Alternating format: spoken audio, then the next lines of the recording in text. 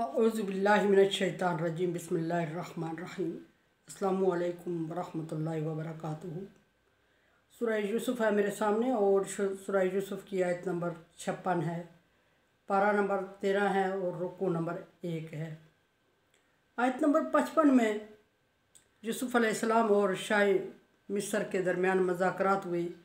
मुतासर हुआ यूसुफ अलैहिस्सलाम से और यूसुफ अलैहिस्सलाम को अपने यहाँ बाइज़्ज़त तरीके से ठिकाना देने की ऑफ़र की।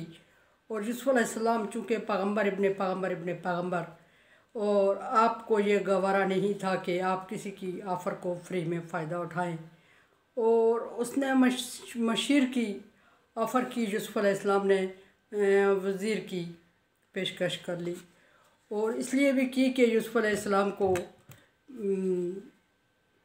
अंदाज़ा था कि वो मुल्क इस वक्त जिन हालात से गुज़र रहा है, उन हालात में यूसुफ अलैहिस्सलाम ही उसको बेहतर तरीके से संभाल सकते हैं। क्योंकि यूसुफ अलैहिस्सलाम को बज़रिया वही जब शाह रैयान का ख्वाब यूसुफ अलैहिस्सलाम तक पहुँचा तो उसकी ताबीर बताई, तो बज़रिया वही अंदाज़ा हो गया था कि मुल्क के इन कैद साली के हालात में किस तरह इस मुश्किल हालात का मुकाबला किया जा सकता है और किस तरह आइंदा के लिए इसको सूदमंद साबित किया जा सकता है। और फिर बादशाह को भी अंदाज़ा हो गया कि इसने मेरे ख्वाब की इतनी अच्छी तालीम दी, ताबीर दी, तो डेफिनेटली ये इस इल्म से वाक़फ़ है, और अगर ख्वाब की ताबीर से वाक़फ़ है और ख्वाब की ताबीर दे सकता है तो मुल्क को इस मुश्किल हालात से निकाल भी सकता है। और फिर एक बात ये भी यहाँ सामने आती है कि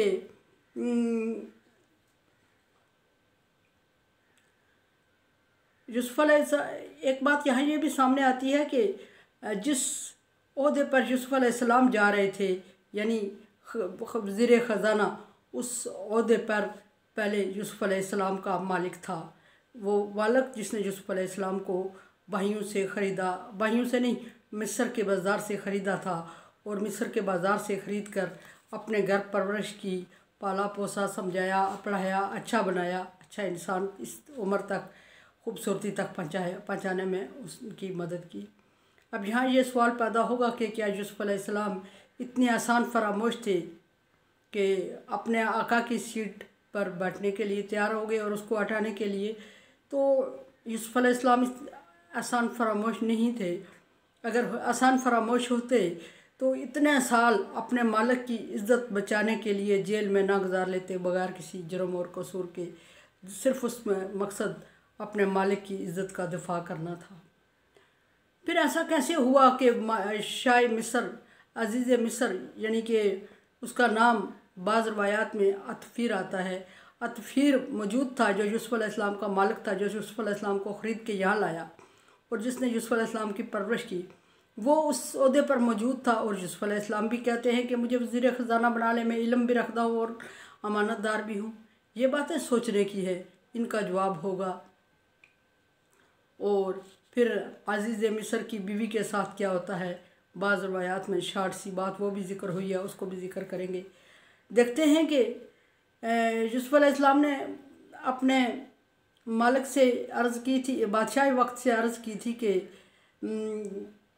जअलनी अला ख़ज़ाइन अर्ज़, मुझे वज़ीर ख़ज़ाना बना दे, ज़मीन के मुल्क के ख़ज़ाने का मालिक बना दे, और मैं उसके अमानतदार भी हूँ और इल्म भी रखता हूँ इसका।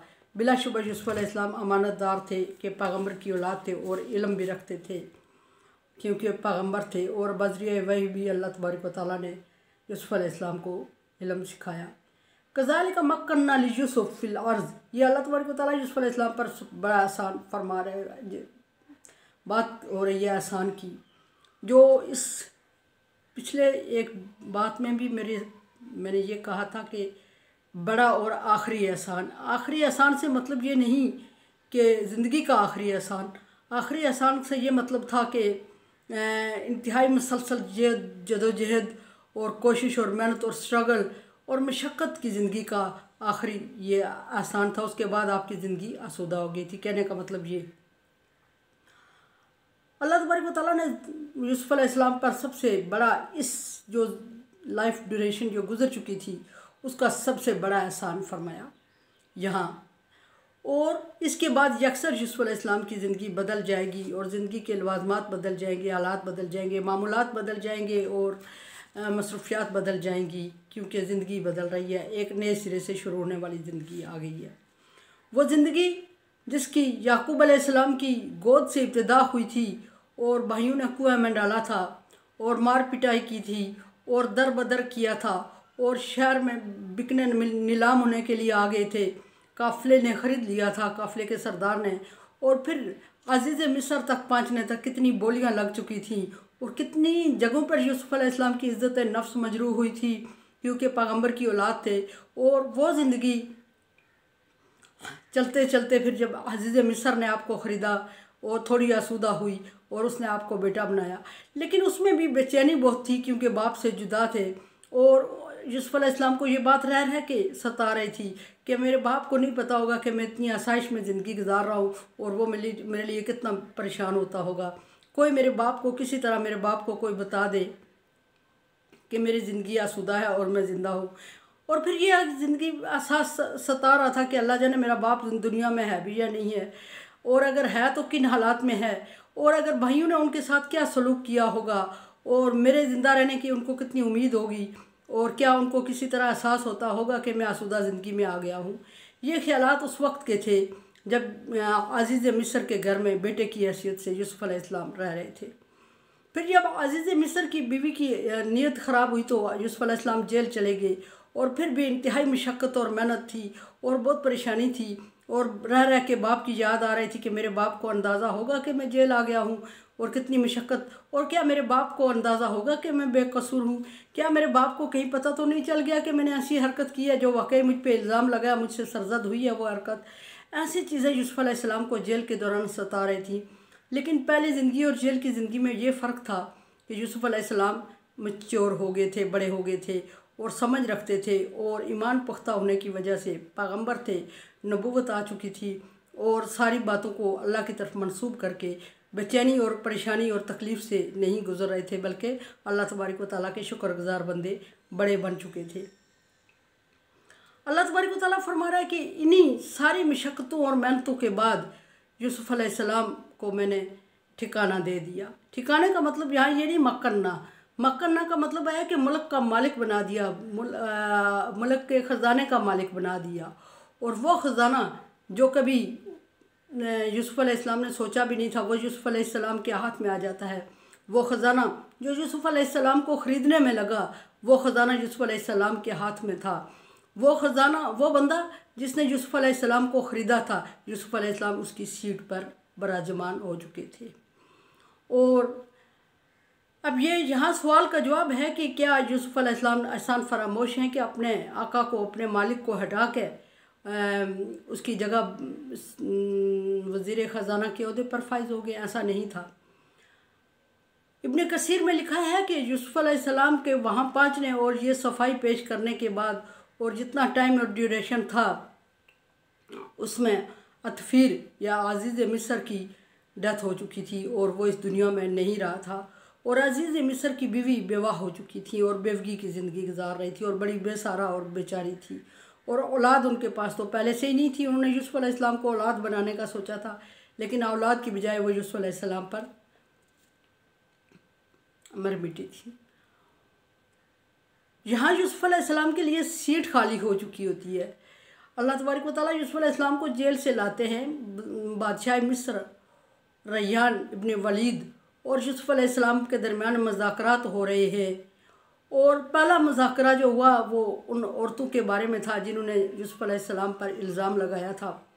जब उन्होंने किया, यूसुफ अलैहिस्सलाम की पाक दामनी का इतराफ़ किया, और उसके बाद यूसुफ अलैहिस्सलाम और बादशाह रैयान के दरमियान मुज़ाकरात हो रहे हैं, और उस दौरान लिखने वालों ने ये लिखा है कि उस दौरान यूसुफ अलैहिस्सलाम की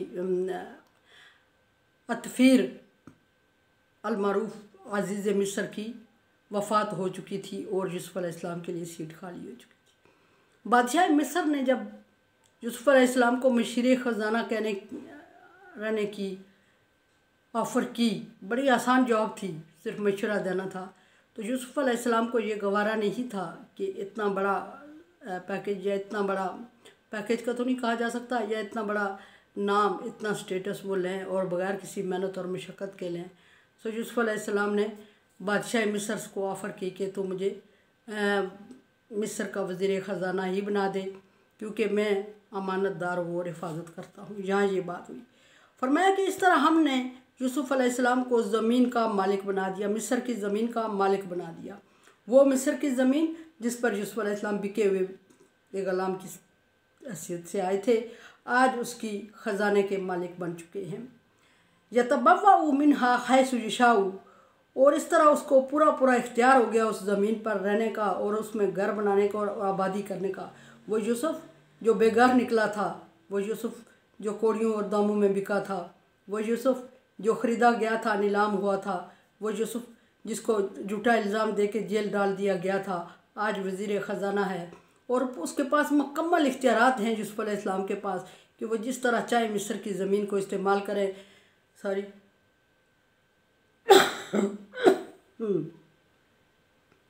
जिस तरह चाहे मिस्र की ज़मीन पर आबादी करें, जिस तरह चाहे मकानात तामीर करवाएं, आबादियाँ बनवाएं, कॉलोनीज़ जब जो भी था आबादी का उस वक्त सिस्टम यूसुफ अलैहिस्सलाम के हाथ में आ गया।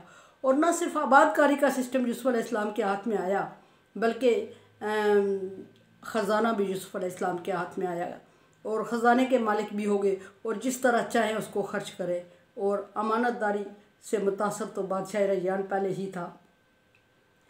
फरमाया कि अल्लाह तबारक व तआला फरमाते हैं कि यतबव्वअ मिन्हा हैसु यशाउ नसीबुम बिरहमतिना मन यशाउ मन नशाउ, ये हमारी रहमत का एक हिस्सा है, छोटा सा हिस्सा है और हम उसको देते हैं जिसको चाहते हैं।